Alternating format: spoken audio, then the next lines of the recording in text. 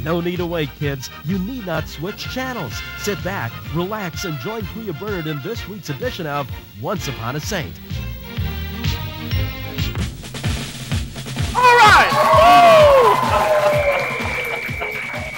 Magandang araw na muli sa inyo mga kaibigan. Tuloy-tuloy na sa inyong mga tahanan. Bernard Factor Caniaveral nag-aanyaya. Samahan kami sa Once Upon a Saint! Yay!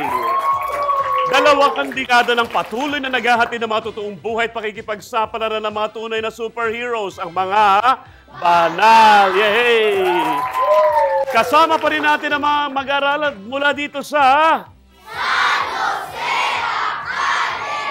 San Jose Academy na ating matatagpuan sa Naval Street, San Jose, Nabotas City. Okay! Woo! Masayang kasama ang mga batang ito, punong-puno ng energy, punong-puno ng buhay, at laging punong-puno ng pag-asa. Yes! Yes! Tanungin din natin ang mga bata ano masasabi nila sa kanilang parokya, sa kanilang eskwelahan. Unahin natin si ate. Ate?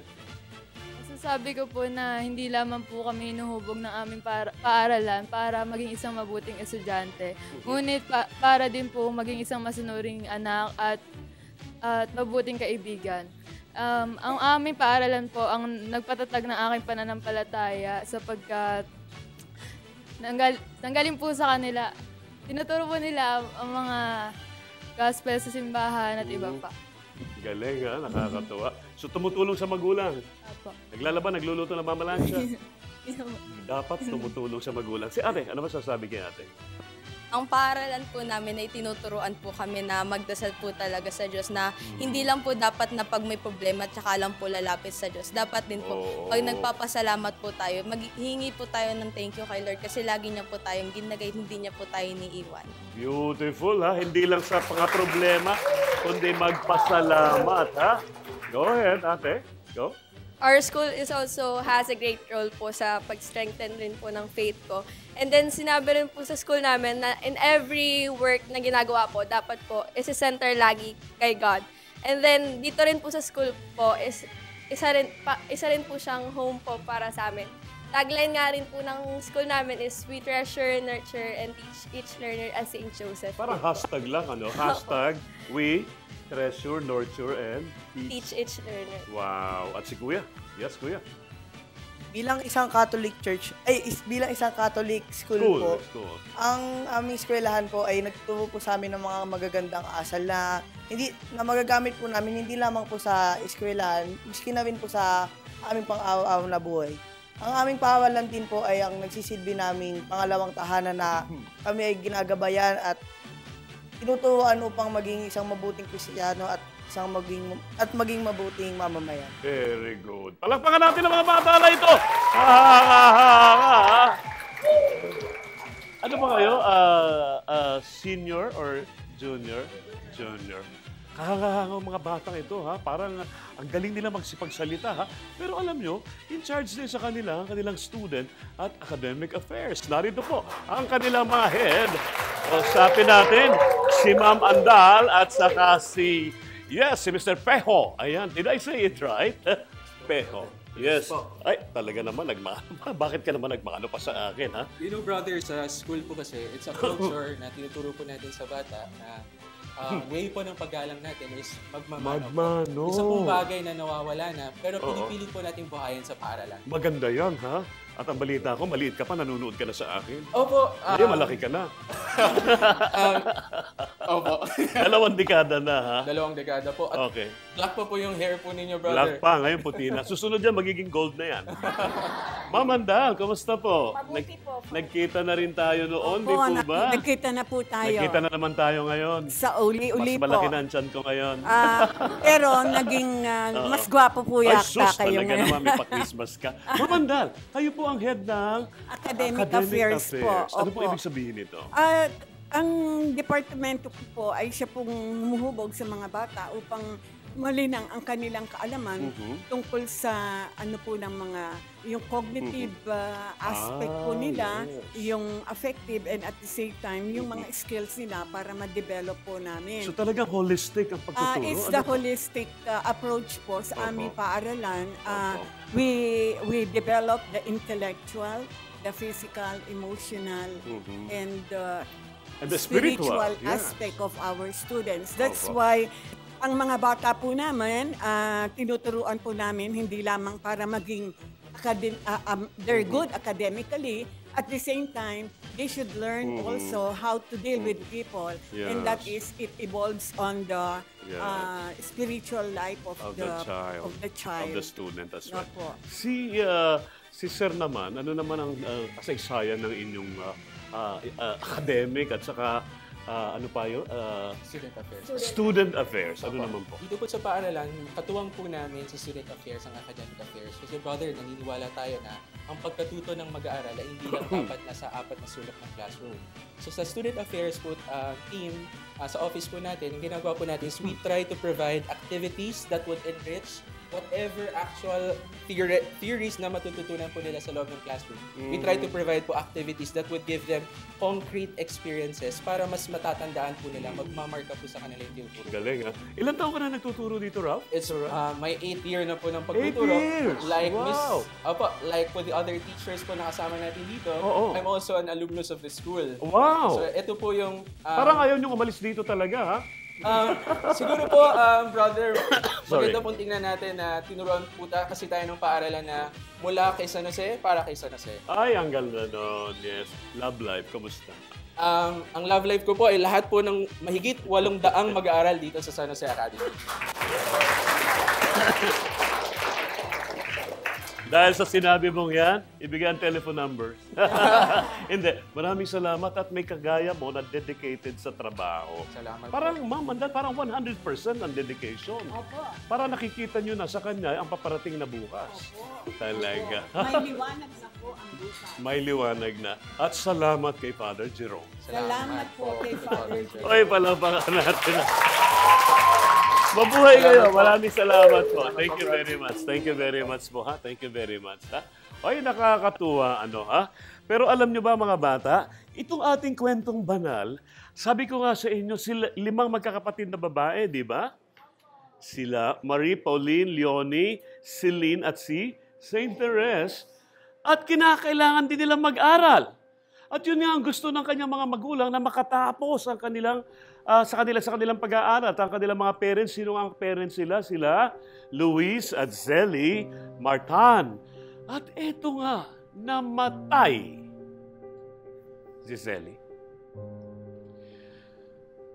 Mabigat ito para kay Luis, kaya para makalimutan niya mga alaala at gunita sa Alençon, lumipat sila sa Lisieux. At dito makikilala si Saint Therese of Lisieux. Lumipat sila doon kasama ang kanyang mga anak, subalit hindi madali. Hindi madali. Dahil sa lagi niyang naaalala ang kanyang namatay na kabiyak na si Zelly. At para magkaroon siya ng oras para dito, doon sa bahay na kanilang tinirhan na kung tawagin na El Belvedere, nagpatayo siya ng attic. At doon siya lagi naupo sa attic, tinitingnan niya ang pag-ulubog ng araw. Dahil si Luis ay nature lover. Mahilig siya sa halaman. In fact, mahilig siyang magtanim ng rose. Sari-sari ang kulay ng rose at tuwing nagtatanim siya, kasama niya si Saint Therese o si Therese. Marie-François Therese, ang buong pangalan ni Therese. Kaya habang lumalaki siya, nakita niya mga halaman ng daddy niya, ng papa niya.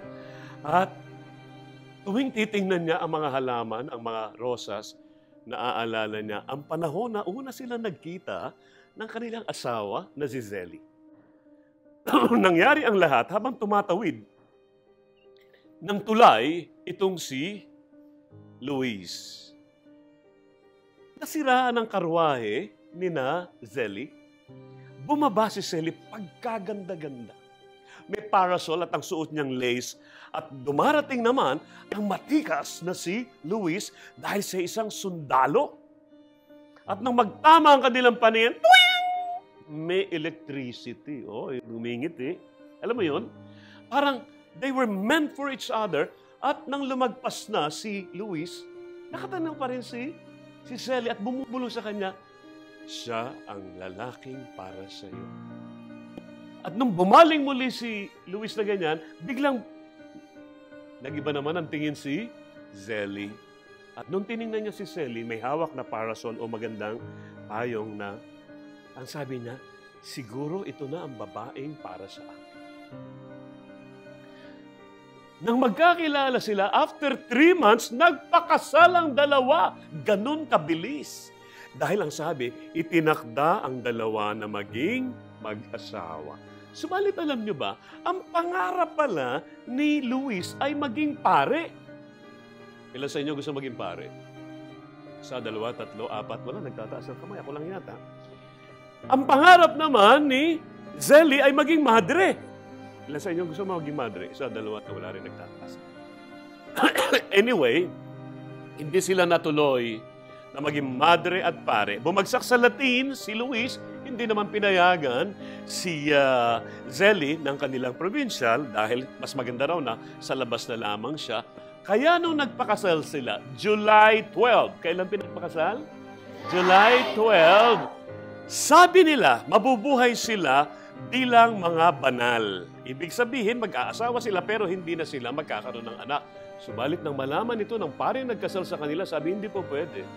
Kaya nagpapakasal ang babae at lalaki para magkaroon ng anak. Paano daw po? Bakit nagpapakasal? Para magkaroon ng anak. Kaya siya mang naging anak, namatay agad yung 4, 5 yung natira. Ang bunso ay sino? Si Saint Therese. Subalit, ang lahat ng alaala ay naglaho at nakikita na lang niya sa bulaklak dahil tuwing umaga, hinahatdan niya ng bulaklak si Zelly. Itay, Papa, gusto ko pong magmadre. Sabi ni Pauline. Sabi naman ni Marie, Papa, ako din po ay magmamadre. 2 na. Sabi ni Leone, papasok din po ako sa kumbento. 3 na. Ang nag-alaga na lamang ay si Celine. Inalagaan niya yung tatay na naparating nawawala sa sarili at isang araw na siya'y natumba. Ano kaya nangyari doon, anak? Ano kaya nangyari? At paano na ang buhay ni Celine at ni Therese kung magkakasakit pa at may mangyayari pa kay Luis? Mga bata, iyan ang ating aabangan. Huling kabanata ng totoong buhay at pakikipagsapalaran na mag-asawang banal, Luis at Zelly Martan. At kailan kaya ang kanilang feast day? Ang alam ko, ang feast day ng mga santo, pag sila'y namatay. Paano kaya itong mag-asawa na ito? August na mamatay itong si Zelly at iba naman ang panahon ng pagkamatay ni Luis. Abangan. Pero bago tayo tuloy magpaalam, iniwan po namin sa inyo mga mahalagang kataga ng ating founder, servant of God, Father Patrick Peyton C.S. to always pray. And pray as a family because the family that prays together stays together. A world that prayer is a world that peace. Lahat ng yan dito lamang sa Once Upon a Saint. Yay!